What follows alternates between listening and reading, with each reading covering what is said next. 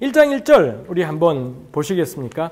1장 1절에 시대적인 배경이 있죠. 유다 왕 우시아의 시대, 이스라엘 왕 요아스의 아들 여로보암의 시대, 지진전 2년에 드고와 목자 중 아모스가 이스라엘에 대하여 이상으로 받은 말씀이라 했습니다. 드고와 목자라고 되어 있고 예언자이지 않지요. 자기 목자였던 건데 하나님의 갑작스러운 부르심, 삶의 급격한 단절, 이전에 살던 삶하고 완전히 다른 삶으로 하나님께서 부르셨다라는 게 있고요. 시대가 나와 있지 않습니까? 여로보암의 시대라고 되어 있습니다. 이게 비교연대로는 유다 왕 우시아의 시대가 비교연대가 되어 있습니다. 해서 요 시기가 주전 8세기 중반 이라고 우리가 확정적으로 이야기를 할 수 있습니다. 북왕국이 722년에 망해요. 722년에 망하고 그로부터 한 3, 40년 전 이게 이제 아모스의 시대이고요. 여로보암이라고 했습니다만 북왕국에 여로보암이 두 명이 있죠. 첫 번째 여로보암이 북왕국의 개창자, 북왕국을 이 남왕국으로부터 쪼개가지고서는 독자적인 나라를 만들었던 사람이 여로보암이죠. 해서 그 왕을 여로보암 1세라고 하고 여기 있는 이 왕은 여로보암 2세라고 우리가 통상 그렇게 이야기를 하죠. 여로보암 2세는 41년간 나라를 다스렸던 왕이었습니다. 786년부터 746년까지 40년 정도 나라를 다스렸던 왕이었고요. 그 다음에 열왕기 하에 보면은 열왕기하 14장에 뭐 그런 내용들이 나옵니다만 하맛 어귀에서부터 아라바 바다까지 영토를 설명할 때 하맛은 뭐 지금의 시리아의 다마스커스 근처에 있는 그런 도시예요. 거기에서부터 아라바 바다라는 건 이 사해 쪽 그쪽인 거예요. 그러니 북왕국이 영토상 가장 넓었을 때가 언제냐? 여로보암 2세 시대. 이 왕이 뭐 1, 2년도 아니고 40년 동안을 통치했고요. 그 다음에 나라가 가장 넓었고 이 나라 넓은 것에 대해서 열왕기하 14장에서는 요나가 예고했던 것처럼 하나님이 이 시대에 가장 영토를 넓게 하셨다. 뭐 이런 말씀들이 있습니다. 요나가 그런 예언한 것이 그 구절 외에 딴 데서는 찾아볼 수가 없습니다만 하여튼 여로보암 2세 시대가 북왕국의 최전성기였다라는 것을 우리가 분명히 말할 수가 있는 것 같아요. 아모스서를 보면은 이 시대가 정말 부유했던 시대인 거고요. 그래서 뭐 3장 15절 이런 데 가면 겨울궁과 여름궁을 치리니 상하궁들이 파괴되고 큰 궁들이 무너지리라. 여름궁전, 겨울궁전 따로 있고 이 궁전들이 상하로 만들어졌다.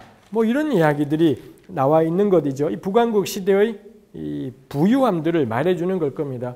6장 4절에 가면 상하 상에 누우며 침상에서 기지개 켜고 양떼에서 어린 양, 우리에서 송아지 잡아먹고 비파 소리에 맞춰 노래 지절거리고 다윗처럼 악기 제조, 대접으로 포도주 마시고 귀한 기름을 몸에 바른다.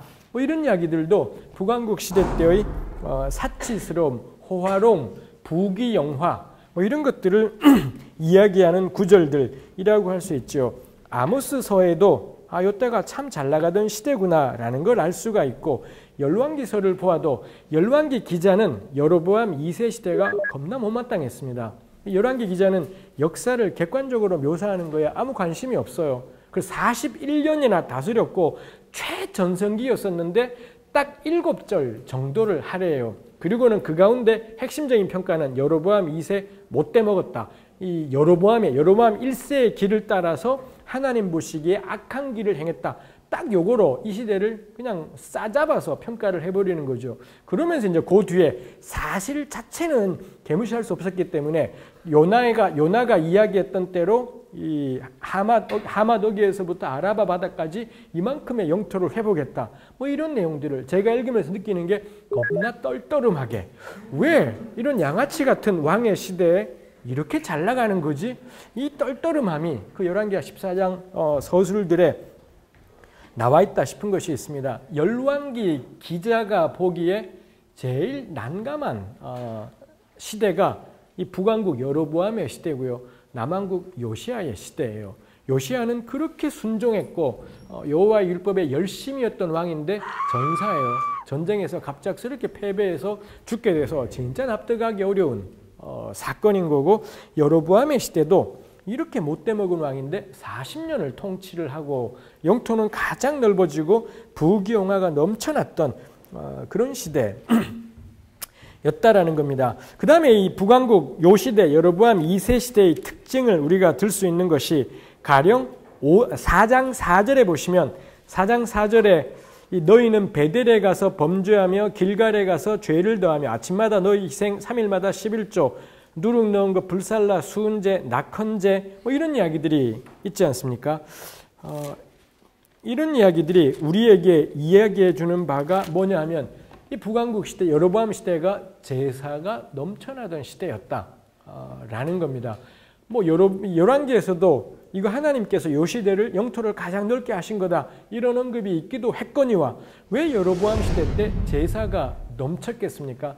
당연한 결론이 이 자기들의 풍요로움이 자기들의 엄청나게 확대됨이 하나님의 축복이다라고 당연히 이 시대의 사람들이 해석한 겁니다. 그러니 3일마다 11조 여기 뭐 수은제니 낙헌제니 전부 우리 구약의 레위기에서 이야기하는 화목제의 종류들이에요. 수은제는 하나님께서 그들을 건져주신 것을 기뻐해서 감사해서 드리는 제사가 수은제고, 낙헌제는 딱히 내가 특별히 감사의 이유가 있진 않지만 살아가는 삶의 모든 것이 기쁘고 감사해요. 뭐 그때 드리는 게 낙헌제이지요. 이런 제사들이 북왕국 여로보암 시대 때 넘쳐났다라는 건 이 시대가 가지고 있는 사고방식을 보여주는 거죠.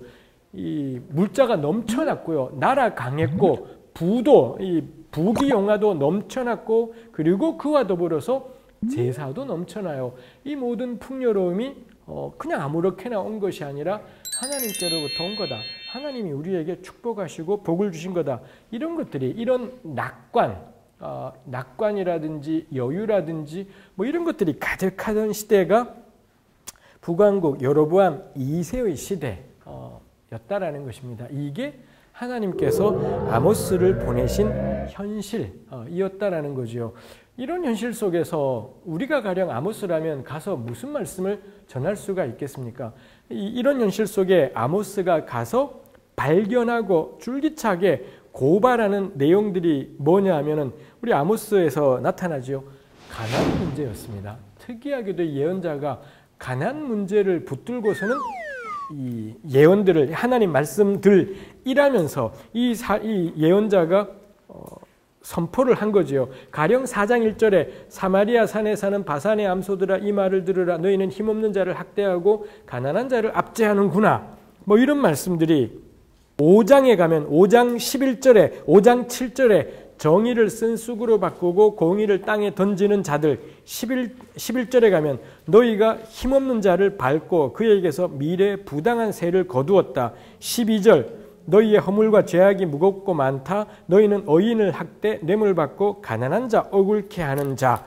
뭐 이런 말씀들이 나와 있더라라는 거죠. 마지막 8장에 가도 8장 4절에 가난한 자를 삼키며 땅에 힘없는 자를 망하게 하려는 자들아. 뭐 이런 말씀들이 나와 있더라는 겁니다. 잘 나가던 시대인 겁니다. 부가 넘쳐나던 시대인 거고요. 성전에서의 제사도 넘쳐나던, 북왕국은 예루살렘 성전하고는 떨어져 있으니 베델과 단 이 두 군데 성소가 있었더랬지요. 이런 성소들에서의 제사가 넘쳐났고요. 그 다음에 아모스의 베델, 브엘세바, 길갈 뭐 이런 장소들이 언급이 돼요. 브엘세바니 길갈이니 우리 검색하면 나오잖아요. 브엘세바, 길갈 전부 아브라함, 이삭, 야곱 이분들하고 연관된 도시예요. 우리로 치면 성지이지 않습니까? 성지에 순례하는 사람들도 넘쳐났고 부가 있었고 이 부가 하나님께로부터 왔다라는 걸 깨닫고 열심히 성지 순례하고 예배와 헌금과 예물이 넘쳐났던 겁니다. 근데 그 시대에 아모스가 와서 아모스가 깨닫고 주목하고 바라본 게 뭐냐? 가난한 자를 학대하는 세상, 가난하고 힘없는 자를 짓밟는 세상, 이걸 아모스가 고발하고 그러했다라는 겁니다. 이거 우리 적절한 거겠습니까? 우리 여기 오늘 모이신 분들은 어떤지 모르겠습니다. 다들 지금 요 시간에 여기 모여 계시다라는 건 교회를 최소 10년은 다니신 분들일 가능성이 그럴 겁니다. 교회 20년 다녔다고 치지요. 20년 동안 교회 다니면서 주일 11시 예배 강단에서 가난한 자를 착취하고 짓밟는 자들아 라는 설교를 들어보신 적 있습니까? 저는 고향이 대구이고 그냥 고등학교 때 예수 믿어서 고등학교 졸업하고 대학을 서울로 오면서 서울살이가 시작이 된 건데 고등학교 3년 동안 교회 다니면서 한 번도 들은 적 없고요. 서울 생활한 이래 거의 전 그래 조은 목사님을 만나서 조금은 들었습니다만 제 주위를 알아봐도 대한민국의 교회들은 11시 예배에 가난한 자 짓밟는 현실, 이 가난한 자를 착취하고 억압하는 현실에 대해서 설교하는 교회들은 거의 없다라고 해도 괜찮을 것이겠습니다. 왜 우리 그 설교하지 않습니까? 우리 전제가 있지 않습니까? 가난한 자를 착취하고 짓밟고 이거는 나쁜 일이야. 나쁜 일이지만 복음하고 연관된다라고는 생각하지 않는 거죠. 복음은 우리 죄를 직면하고 누구든 죄인이기 때문에 예수의 십자가가 아니면 길이 없고 그 십자가 앞으로 나아가는 것이 복음이다라고 우리가 생각하지 않습니까? 세상 어떤 양아치 같은 목사님들도 가난한 자 착취하는 걸 옳다 할 사람은 없을 겁니다. 다 반대예요. 그렇지만 그건 주일날 선포할 설교이지는 않다라는 게 저는 우리 교회가 가지고 있는 판단 인 것 같습니다. 그런 점에서 아모스의 선포는 놀라운 거죠. 아모스는 예배를 시비 걸지 않아요. 예배를 시비 걸면서 선포하는 것이지 않죠. 저도 목사인 처지에 제일 만만한 게 예배 집적거리기입니다. 이 주일 강단 올라가서는 우리 기도가 이래서야 되겠습니까? 다 쫄아요. 기도 우리 안 하지 않습니까? 안 하니까 쫄 거고요. 기도 30분 하던 분도 쫄 겁니다. 쪽팔리잖아요. 30분밖에 못하니. 기도 2시간 하는 권사님도 심란할 겁니다. 3시간을 못했으니까요. 4시간을 못했으니 반나절을 기도하시는 분도 쫄 겁니다. 더 드렸어야 되는데, 더 엎드렸어야 되는데 이러지 않겠습니까? 제일 교인들 쫄게 만들기 딱 좋은 게 뭔가요? 성경 왜 이따위로 보냐? 기도 왜 이따위로 하냐? 전도하셨어요? 뭐 이런 질문들은 모든 교우들을 다 쫄게 만들어버리는 그거지 않습니까? 아모스 이거부터 싸우지 않아요. 아모스뿐인가요? 구약에 제가 공부하기로는 이거부터 싸운 예언자는 딱 한 명이에요. 말라기밖에 없습니다. 말라기도 상황은 영 다른 상황인 거기 때문에 영 다른 것이겠습니다만 아모스는 예배 집적거리지 않아요. 정성, 하나님께 정성이 이게 되겠습니까? 이 딴소리는 아모스는 일치하지 않습니다. 아모스가 붙어 싸운 게 뭐냐? 왜 가난한 자를 착취하냐? 왜 이 나라에서 가난한 자가 이렇게 억울한 일을 당하고 가난하다는 이유 때문에 왜 이렇게 부당한 일을 당하는 줄기차게 이 말씀을 선포했던 거죠. 주전 8세기 예언자들이 그전 예언자들하고 확 달라져 버린 측면이 있습니다. 이거 우리가 한번 생각해 볼 만합니다. 주전 8세기에 들어와서 이스라엘에 생겨난 변화, 8세기 예언자들이 그 이전과는 다른 메시지가 되었는데 이런 다른 메시지가 나오게 된 아까 우리 예언자 자체의 메시지를 보았습니다만 상황에 연관된 것도 있습니다. 첫 번째 요 시기에 생겨난 이거 우리가 뭐 전부 다 다룰 수는 없는 것인 거겠습니다만 이 아모스 이래 예언자들에게 근본적인 변화가 온 하나가 이 국제관계이고요. 두 번째가 이 정치적인 것이 있고요. 세 번째가 사회경제적인 것, 뭐 이런 것이 있습니다. 우리가 지금 하고자 하는 것은 이 세 번째 걸 이야기하자는 건데 뭐 이것도 우리가 짚고는 가야 되겠네요. 국제적인 문제, 주전 8세기까지의 이스라엘을 둘러싼 양대 열강들이 있지 않습니까? 남서쪽으로 이집트가 있고 북동쪽으로 메소포타미아, 바벨론이든 아수르도 뭐 이런 나라들이 있지 않습니까? 이 나라들 세계 최강이에요. 우리 세계사에서 배운 것처럼 모든 오리엔트 문명이니 나일 문명이 다 여기 생겨난 세계 최강인 거죠. 이쪽에 큰 나라가 나오면 요 중간에는 박살나는 겁니다. 근데 각자 자기 동네를 정리하지 않습니까? 그럼 이집트를 장악하게 되면 어디가 생각나냐? 이 메소포타미아로 가서 요거를 먹고 싶어져요. 그 다음에 요쪽 동네를 정리하면 이집트를 찝쩍거리고 싶은 거죠. 요쪽 동네 일어난 바벨론도 이집트 가려다가 결국 못 갔고요. 페르시아가 일로 치고 내려가서 이집트를 장악했고 알렉산더 일로 치고 내려가서 이집트를 장악했고 하여튼 자기 동네 정리하면 요쪽 편들을 먹고 싶어지는 거죠. 이럴 때 반드시 거쳐가는 곳이 어디냐? 팔레스타인이에요. 팔레스타인은 아무짝에 쓸모없는 땅인데 유일한 존재 이유가 통로예요. 여기를 통로로 확보해야지 이 나머지는 지중해와 아라비아 사막 때문에 요 통로를 확보하는 게 아주 중요했던 것이지요. 주전 8세기 중반까지 여호수아 때 이래, 여호수아가 주전 13세기, 12세기 인물이라네요. 그때부터 시작해서 8세기 중반까지 이집트는 내내 자기들끼리 치고받고 싸우는 겁니다. 또 이 아수르 바벨론 지역도 내내 자기들 올망이 졸망이들끼리 치고받고 싸우고 난리기 때문에 누구도 이 팔레스타인 땅을 신경을 못 써요. 그때가 영광스러운 다윗의 시대, 솔로몬의 시대 이랬다라는 겁니다. 근데 8세기 중반에 뭐가 생기느냐? 아수르가 등장을 해요. 아수르가 그 전부터 있었지만 이 8세기 중반에 우리 구약에도 나옵니다. 디글랏 빌레셀이라는 왕이 등장하면서 아수르 전역을 장악했고요. 그러고는 이 친구가 뭐 하느냐? 이집트를 가고 싶은 겁니다. 해서 팔레스타인 전체가 아수르의 군합발 아래 놓이게 되는 그런 상황들이 생긴 거죠. 그리고 이때가 이집트도 나름의 통일이 되었고요. 해서 남한국 같은 경우는 북한국은 조금 있다가 아수르에 망해버리고 남한국은 이집트하고 이쪽 동네 아수르 그 다음엔 바벨론 요 사이에서 여기 눈치 봤다가 여기 눈치 봤다가 여기 눈치 볼 때 이쪽한테 깨지고 여기부터 이쪽한테 깨져서 계속 왕들이 박살나는 것을 볼 수가 있죠. 주전 8세기 중반 이래 팔레스타인에 생긴 변화가 뭐냐? 세계 질서 안으로 완전히 편입되었다. 겁나 거창하게 말하면 그런 표현이 되는 거죠. 더 이상 자기네끼리만 존재하는 게 불가능해져 버렸습니다. 세계 체제 안으로 완전히 편입되었기 때문에 더 이상 북한국이든 남한국이든 자기네 운명을 자기 스스로 결정하기가 어려워져 버린 시대가 되었어요. 그전에는 안 그랬다라는 거. 솔로몬 때 안 그랬고요. 뭐 그전에 안 그랬는데 딱 8세기 중반에 이런 게 생기는 거죠. 이때 예언자들이 줄기차게 선포한 게 뭐냐? 큰 나라 굽신거리지 마라 였던 거죠. 엘리야의 선포이지 않습니다. 나단이나 갓의 선포이지 않아요. 8세기 중반에 완전히 세계 체제 안으로 편입이 되어서 이런 조그마한 나라들은 강대국 틈바구니에서 못 사는 겁니다. 실제로 다 망해요. 북한국, 아람, 남한국, 모압, 아돔, 에돔 전부 다 망하는데 근데 예언자들은 문서 예언자들은 등장해서 바벨론에 붙지 마라. 애굽에 붙지 마라. 여호와를 의지하라. 이걸 선포하더라는 거죠. 이전 예언자들에게서 찾아볼 수 없는 메시지이죠. 그러니 이 예언자들의 강경함은 엄청나요. 독자적일 때 이런 걸 선포하는 게 아니라 완전히 편입됐는데 선포한다는 점에서 놀랍지요. 두 번째가 정치 영역입니다. 정치 영역이라는 게 이 남북 이스라엘이 이 자율적인 세속 국가로 되었다. 이렇게 정리할 수 있다라는 겁니다. 그 전까지는 종교 국가예요.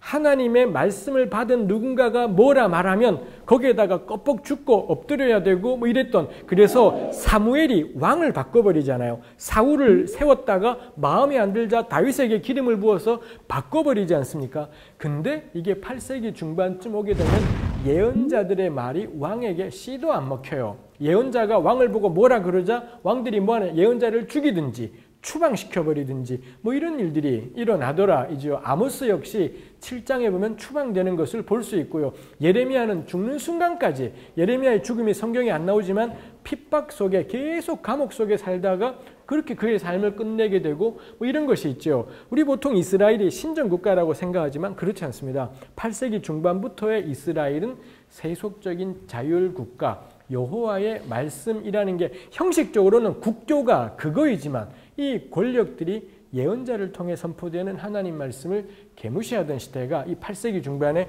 변화이지요. 이 시기에 생긴 또 하나의 변화가 사회경제적인 변화입니다. 남북 이스라엘 전부 이 8세기 중반이 전성기예요. 유다 우시야 때도 전성기였고 여로보암 2세도 마찬가지죠.